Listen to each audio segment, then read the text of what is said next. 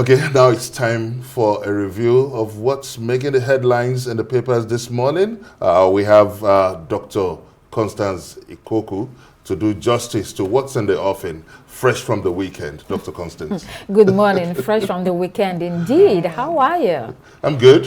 And Yolanda, how are you? I'm good, thank you. I hope you had a wonderful weekend. Yes, well rested. Yeah, glad to hear it. Although last night I didn't have much sleep. I went for a birthday wow. of a friend, so I slept quite late. Yes, but pity, Benga? I don't think so. It's okay. It's okay. It's part of it. You have to do things for friends. That's right. It comes with the weekend. That's right. Yes. That's right. All right. Hello there and welcome to the program. Let's look at the stories that are shaping the agenda for you. Kicking off with This Day newspaper. This morning, This Day has gone with power struggles within the All Progressives Congress over dropping Vice President Kashim-Shettima on the presidential ticket for 2027. The Minister of Culture, Tourism and Creative Economy, Hannatu Musawa, warns that changing the Tinubu-Shettima ticket is a risky move. President Tinubu has traveled to Turkey for an official visit, and APC to receive Governor Musawa tomorrow, as Governor Abba Yusuf formally registered for the party today. Daily Independent raises concern about 4 banks that risk forced merger or downgrade over recapitalization exercise as deadline draws close. Sarab sues Minister of Power Adelabu for failure to account for 128 billion naira in power ministry. NDIC, EFCC have forged an alliance to recover failed bank assets as well as prosecution. Leadership turns attention to the Kurumin Wali abduction, with one of the victims who escaped narrating how she lost her 2-week-old baby, while her husband and children are still in captivity. Governor Abba Yusuf, we've mentioned that before, is registering in APC today. New Telegraph is highlighting the possibility of airlines further hiking prices as they lament high operational costs, revenue losses, and almost empty flights. Group alleges that Governor Fubara's refusal to squander public funds is responsible for the impeachment plot against him. And Governor Makinde says it's difficult to speak truth to power under this government.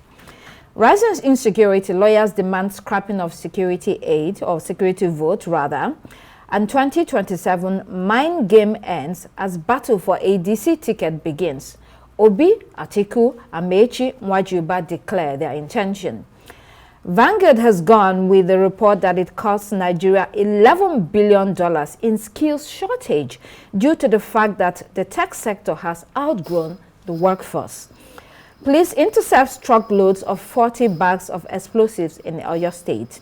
And Daily Sun leads with Makinde comment on the presidency, an upheaval in the House of Representatives over Minority Caucus report on alteration of the tax laws. Shell CEO explains the company is investing $20 billion in Nigeria because of the bold leadership of President Bola Tinubu. Moving on to the international headlines, metro.co.uk. Here we have multiple front pages leading with Labour Party's internal conflict over Manchester Mayor Andy Burnham being blocked from standing in the Gorton and Denton by-election by the Labour National Executive Committee. Papers quote sources warning of a possible internal party civil war with tensions between Sir Keir Starmer's leadership team and allies of Burnham. Metro.co.uk emphasizes fears of bloodletting within the party and the prospective leadership challenge. Daily Mail calls Starmer lame duck, saying he has hastened his demise. Some titles such as Daily Mirror present the party's rebuttal, denying claims that Burnham was informed late via media. In Daily Express, the Prime Minister is accused of cowardice amid fears he would have faced leadership challenge. The Sun headline says, "Crash and Burnham." And then the Times, China purges general who leaked nuclear secrets to the U.S. The Daily Telegraph fronts the controversial ICE agents in the U.S., with U.S. border chief calling them the real victims after second killing in Minnesota. The Guardian also features the killing in Minnesota, with pressure mounting over Trump and ICE accused of sickening lies. Still on ice, the Sun headline reads, America descends into darkness. Financial Times has Republicans breaking ranks as Trump faces backlash from those killings. Now let's break down what these headlines mean for everyday citizens. In this day newspaper, we are seeing power struggles within the APC over Vice President Kashim-Shettima and the presidential ticket for next year. The Minister of Culture, Tourism and Creative Economy, Hannatu Musawa, warns that this is a problem. She said this ticket, Tinubu-Shettima, shouldn't be dropped. And she says the party may weaken its chances if it fails to pick another Muslim to run with President Bola Tinubu, particularly in the core northern states, where voting patterns were deeply influenced or are deeply influenced by regional and religious considerations. We know that there have been speculations about this ticket, and she said, and I quote, if there is no Hausa, Fulani, or Kanuri Muslim on that ticket, it creates a hurdle. And this is the reality of the way our people think, end of quote. Well, Benga, let me start with you.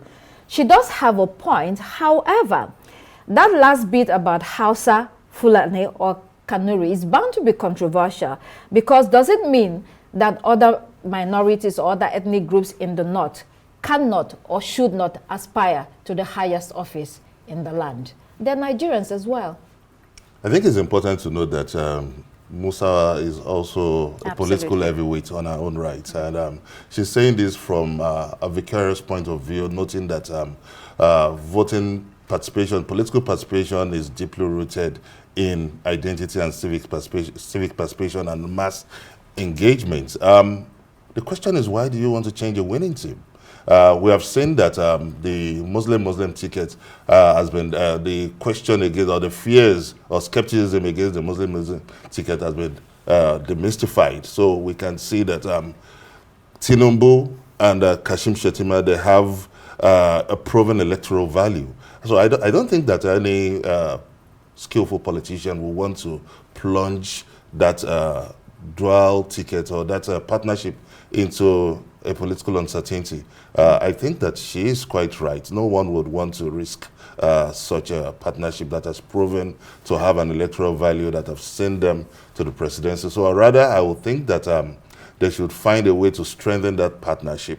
We have also seen that Kashim-Shettima is a brilliant politician, a brilliant governance expert. The country is not where it should be yet, but I think that politically speaking, with 2027 just around the corner, I don't think that it is worth taking any risk or experimenting with that structure on ground.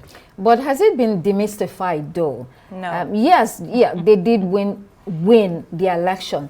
However, we know that one of the reasons why it may have gone their way is because the opposition was divided. I mean, votes between Atiku and Mr. P2B were divided. If both of them had come together on one ticket and run, this Muslim ticket probably may not have been realized. However, what Hannatu Musa is saying at this point, I think, reflects the deep anxiety within the party concerning this ticket. We've had this speculation for a while now on whether Vice President Kashim-Shettima has been, relegated to the background in the presidency and just sent on errands, traveling around the world, representing the president. We've had that for quite a while now. So there are truly fears within the APC that reopening that ticket or tampering with it could destabilize not only the presidency but also the party. We've also seen potential running mates that were in circulation. I think last week or 2 weeks ago, we heard reports about former Speaker, Honorable Yakubu Dogara, Defense Minister, Lieutenant General Christopher Musa, retired. There's also Plateau State Governor, Caleb Mutwan, who has also moved to the APC. And there is Catholic Bishop of Sokoto, Most Reverend Matthew Hassan Kuka.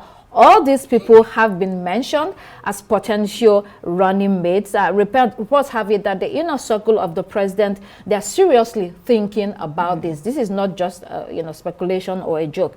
However, within the context of the fact, this is happening within the context of the fact that this has moved beyond Nigeria. We have pressures that are coming from abroad as well. You know that Nigeria was designated as a country of particular concern, and that report of Christian persecution, alleged Christian persecution in Nigeria. So those pressures are coming from outside, saying you have to have a representative ticket. You have to balance the ticket and have someone from the Christian North as part of the elections next year in terms of the presidency of the APC and their ticket. So we'll see how that goes. The biggest question will be whether any of these names, or even outside of this name, if a Christian person from that part of the country would give them a winning election, a winning ticket. What I think is interesting about what you mentioned with the CPC designation is that all of a sudden the outside world has become part of the conversation of how the politics are now run based on what has been happening in the country, in the areas of terrorism and banditry and all of that. Now, when it comes to Hannatu Musawa, she's very well within her right to express her opinions and where she wants to align with and what she believes.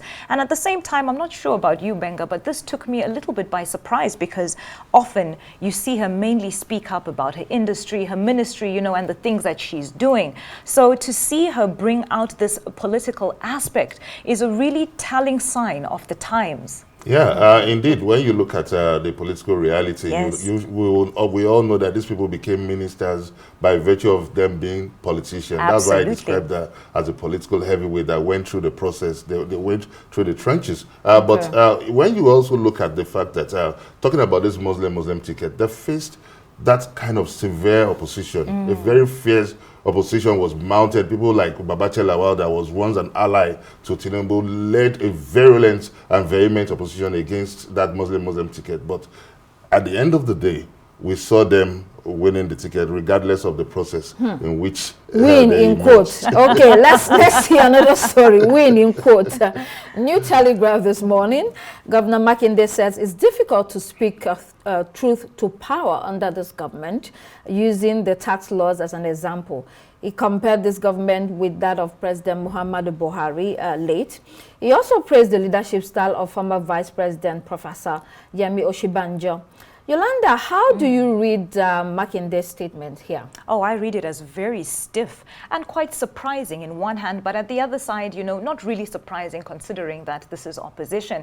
Now, I mean, there was no immediate official response to this, because I believe that some of these statements were given, I think, at a party, so it was said. At a birthday, yes. Yes, at a birthday. Claiming that you cannot speak truth to power in this dispensation. Those are really strong words, and also considering the upcoming conversation that we are going to have about, the spending that has been going on in his state. So you're saying one thing on one hand and another, you're speaking from both sides of your mouth. So it leaves a bit of, I don't know, an uncertainty in the air, because you're not sure. Yes, go ahead. Well, I think he who must call for equity must come with a clean hand. Absolutely. So if he's saying that he was one of the, at least Governor Wike had made us to understand that he was one of the first set of delegates that visited President Asiwaju. And when he came out to talk about the disagreement they had, that he didn't commit himself to supporting President Tinubu's 2027 bid. He did not also tell us about the 30 billion naira, which he said that he had not touched, but he never mentioned it. It was not part of the Oyo State budget. He never disclosed it, and now it's still coming under a renewed fire with the money allocated for government house. I looked at the budget of Oyo State today. It was about 800 billion naira. And when you take away 63 billion naira for just government house, how does that represent the wishes, the interest of the entire citizenry of the state? So, well, it leaves a lot of uncertainty, like Absolutely. you said. I mean, Makinde, you are right that he is in the opposition, so he's taking a partisan swipe at the president, literally questioning his democratic credentials. However, he is not alone in this criticism. Many people have, over the past 2 years, criticized the president heavily for his style of leadership. People talking about or referring it as a cult because of how neatly tight his inner circle is, and the fact that he's always run with the same people, his Lagos league or his Lagos clique that he has brought to Abuja, and the fact that if you're not in that clique, it's difficult to break into it. So we have that out there. But Seyi Makinde, to my sense, seems like he is positioning himself strategically as an alternative voice, as an alternative leader, being in the opposition.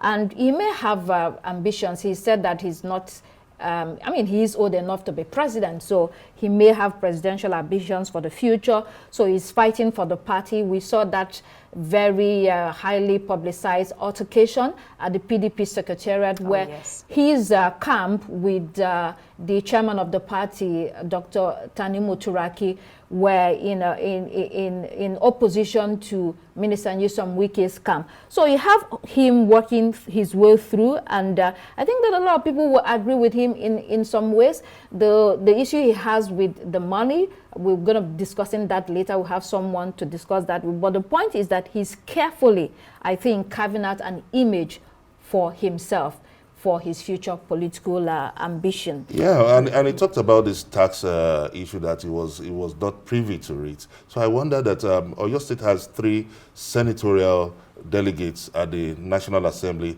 and also at the reps level, about 6 constituency representatives that are honorables in the House of Representatives. So is he not interfacing with them? Was that the reason why he was not privy, or he was not knowledgeable about the, he didn't have access to the details of the tax laws? Right. So I'm confused, and he would need more clarity to enlighten the public on this. All right, leadership newspaper, Governor Abba Yusuf will officially register for the APC today, following his resignation from the new Nigeria People's Party last Friday. Heavy security has been deployed around the government house to forestall any disturbance. His resignation and defection have sparked uproar within his party, well, his former party now. And former governor and leader of the Kwankwansiya movement, Rabiu Musa Kwankwaso, called it a betrayal. This is a big blow to Kwankwaso, whichever way you see it, because it strips him of his most political or powerful political asset in Kano.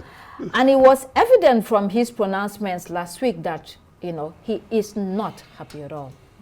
He can be happy because whether we like it or not, I would want to beg to argue that politics is an investment. So having deployed your resources to your ace man becoming the governor of Kano State, everyone knows that Governor Abba Yusuf rode to power on that crest of that virulent support and called followership and fanatical devotion of the people of Kano to former Governor Rabiu Musa Kwankwaso. So now the central force in the political structure is defecting to another party. It's no doubt a big blow. Benga. But now the question is, would Governor Abba Yusuf be able to transit that electoral value for the APC without the Governor Rabiu Musa Kwankwaso's support? Let me answer that question. He is moving with 44 local government chairmen. That is exactly what I was about to point out. 22 members of the State House of Assembly. So it looks like the entire party structure is moving of with NNPP is moving with him. And so it completely collapses Rabiu Musa Kwankwaso's political power. Let me finish. It's a significant political setback, at least for now. However, we know that politics, anything can change anytime, but at least for now, this is a significant political setback. You know, it just exposes the fragility of his influence, you know, as a godfather, as a kingmaker, and as a leader of the Kwankwansiya movement. He still has that movement. I think he will continue with that, but I think that politically it will weaken his national bargaining power. Absolutely. Because in 2023, you know, his bargaining power was, you know, I'm former governor, former minister, I have Kano, this and that and that. Let's not forget that. Let me land. For now, he doesn't have that, at least for now. And so without a sitting governor, without Kano as a proof of his political weight, how is he going to be bargaining, you know, if he wants to be involved in the alliance. So, Okay, sorry, Yolanda. Yes, let's not but I will forget. need to say something. Let's not forget that we had this crucial conversation last week, and we were looking at all the aspects of it. At that time, it was still speculation, even though the writing on the wall was absolutely clear. Just like Dr. Constance has rightfully said, he is moving with an entire team, 22 State House of Assembly members, 8 House of Representative members, and all 44 local government chairmen with him to the APC. This is a lethal blow. There's no way to, I mean, you can try and, you know, maybe fix it up, Benga, with your words, but to be honest, this is a I'm not using words because I was the Arise correspondent at the presidential election. I witnessed that fanatical devotion. I know the figure that former Governor Rabi Musa Kwankwaso commands when we talk of power politics in Nigeria. Is one of the most influential power broker in northern Nigerian politics. And let's also remember, it's not just about words now. He was in opposition when he led that NNPP Kwankwasiya revolution that brought in Abba Yusuf to power.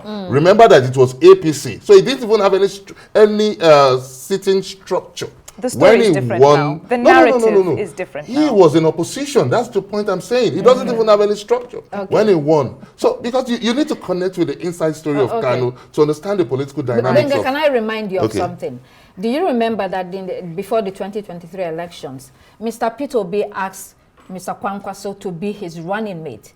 Kwankwaso, from what we heard, felt that he was too big to be a vice president to Mr. No doubt about it. Mr. Peter Obi, yes. And he had this feeling that he would win the presidential election, or he thought that he would give it a fair shot. He did, and at the end of the day, he came a distant fourth with, you know, one state, and Mr. Peter Obi got how many votes? Over 6 million votes. So it showed you that yes, yes, he is popular. Yes, he's been a former governor, a former minister. He does have his Kwankwasiya movement. Absolutely, give that no to him. doubt. And he will continue to build that. But he may not be all that he's cracked out to be. Absolutely. All right, we have to leave that. We have to leave that story. The Daily Telegraph.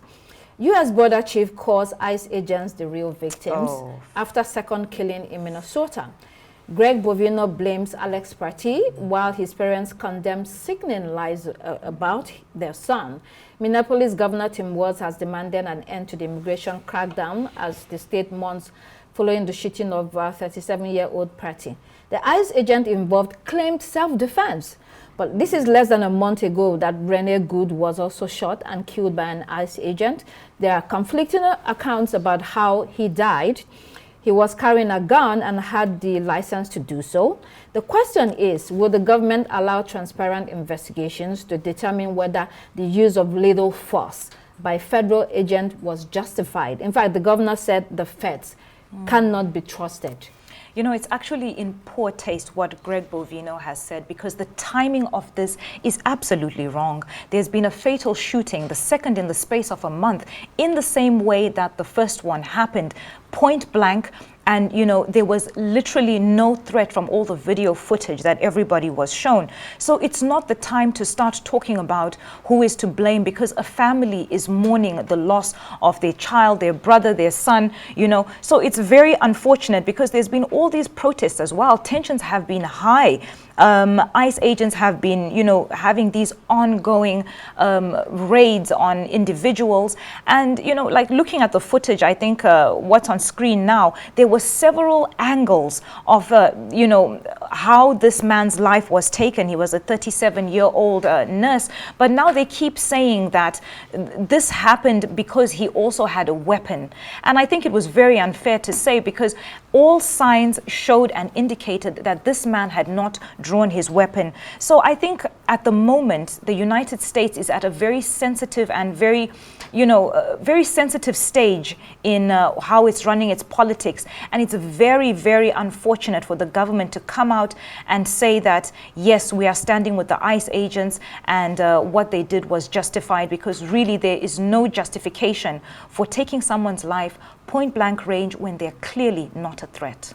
I know things are really getting out of control with this immigration crackdown, and in a country where everybody, or literally everybody, carries a weapon. Absolutely. When this kind of things happen. It's difficult to say, although you can investigate, but it's risky both for ordinary citizens and officers, you know, especially in states that, you know, have high levels of crime apart from immigration. Everybody carrying a weapon is also a threat to police officers. It's not an easy one.